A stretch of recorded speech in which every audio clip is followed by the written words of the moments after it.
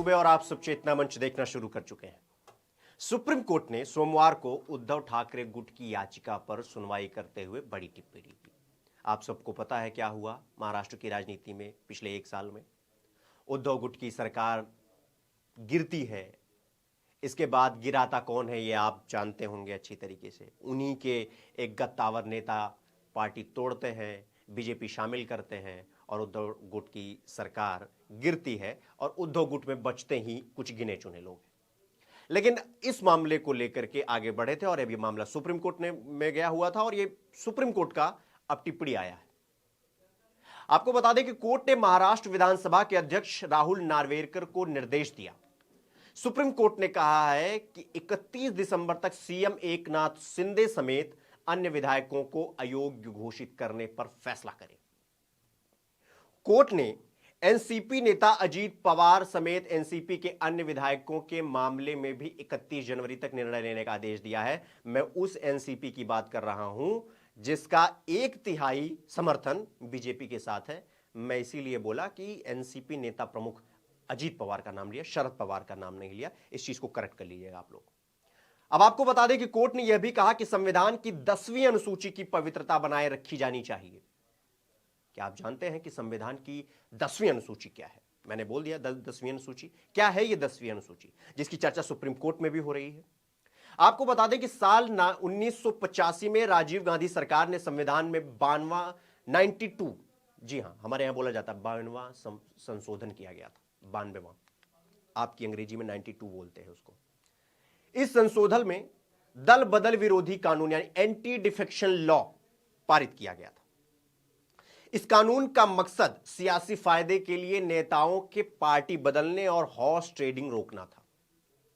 पता चलता है ना कि रात को बीजेपी का नेता सुबह आरजेडी का हो गया, रात को आरजेडी का नेता सुबह जेडीयू का हो गया। उसी को बोलते हैं एंटी डिफेक्शन, दल बदल। इस कानून को संविधान की 10वीं अनुसूची में रखा गया है। जब कोई नेता, बेसिकली आपको बताते हैं इसका डिफिनेशन क्या है, आपको समझना चाहिए। जब कोई नेता पार्टी बदलता है या कोई ऐसी चाल चले जिससे दूसरी पार्टी का नेता समर्थन करे, उसे हॉर्स ट्रेडिंग कहा जाता है। जैसे मैं अभी छोड़ना चाहूं और अगला मुझे समर्थन दे दे, इसे दल बदलना या दल बदलू भी कहा जाता है, जिसे आप दल बदल कानून कहते हैं। अब ये दल बदल विरोधी कानून क्या है ये भी आप समझ लीजिए। दल बदल विरोधी कानून यानी एंटी डिफेक्शन लॉ को संविधान की 10वीं अनुसूची में शामिल किया गया है। अनुसूची के दूसरे पैराग्राफ में अगर आप देखेंगे तो दल बदल कानून के तहत किसी विधायक या सांसद को अयोग्य करार दिए जाने का आधार स्पष्ट किया गया है। इसके अनुसार अगर कोई विधायक अपने मर्जी से पार्टी की सदस्यता छोड़ दे, जी हां, अपने मर्जी से, तो इसके तहत उसकी सीट छिन सकती है। यानी अगर आप मेरी पार्टी से चुनाव लड़ रहे हैं, कल को आप अपने मनसौदा बना के किसी दूसरी पार्टी से जो आपका समर्थन कर रही है अगर आप जा रहे हैं, तो अब आप ये याद रखिएगा कि अब आप विधायक नहीं रह जाएंगे, क्योंकि आपने चुनाव मेरी पार्टी से लड़ा था, मेरी सीट से लड़ा था। अब आप किसी और की पार्टी में जा रहे हैं तो आप विधायक कहां रह गए। लेकिन आपको समझना होगा, यदि कोई विधायक या सांसद जानबूझकर मतदान से अनुपस्थित रहता है या फिर पार्टी द्वारा जारी निर्देश के खिलाफ जाकर वोट करता है, तो उसे अपनी सीट गंवानी पड़ सकती है। अगर कोई निर्दलीय सांसद या विधायक किसी राजनीतिक पार्टी में शामिल हो जाए तो वो अयोग्य करार दिए जाएंगे। और कब लागू होता है यह दल बदल कानून?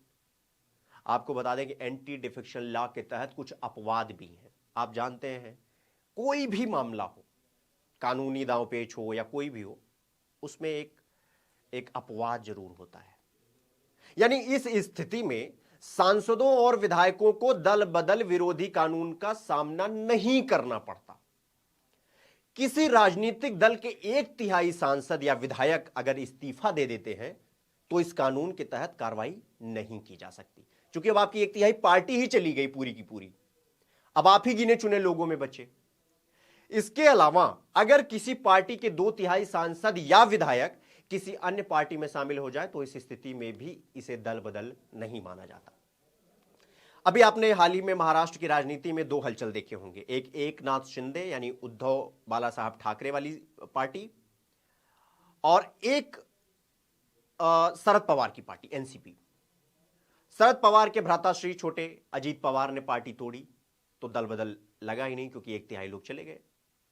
एकनाथ शिंदे, बीजेपी शिवसेना के 2-4 सांसद, 1-2 सांसद, वो संजय सिंह और संजय राउत और अगर प्रियंका चतुर्वेदी जैसे सांसदों को छोड़ दें तो पूरी की पूरी पार्टी चली गई बीजेपी में, एकनाथ शिंदे लेके चले गए। हालांकि कुछ लौट भी गए वापस, उसमें वापसी का रास्ता तय कर लिए, लेकिन उन पे दल बदल कानून नहीं लगेगा। ये जो अपवाद है, इसी में एनसीपी और शिवसेना फंस गई।